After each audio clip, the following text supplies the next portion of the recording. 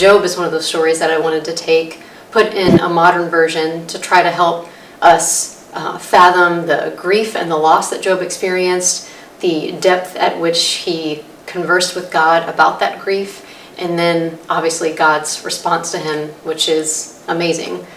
The main purposes in this was not to answer people's questions as to why God allows bad things to happen, because I don't think God answered that question, but he still gives revelation. And I think when God gives us a revelation, that's way better sometimes than the answer we were seeking in the first place.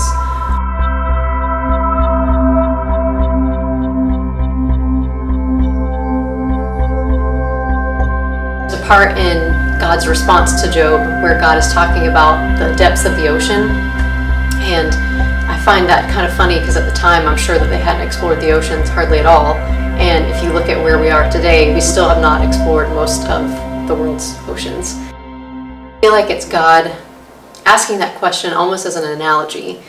If God was to describe deep parts of the ocean that we've never been, we would not understand what he was saying because we've never been there. So his explanation wouldn't even make sense to us in the first place. And so I think he's saying that with our knowledge and our comprehension level. Why did bad things happen? Why did these events take place? If he was to explain them to us, it's on a depth that we don't understand, so we would not comprehend the explanation anyway.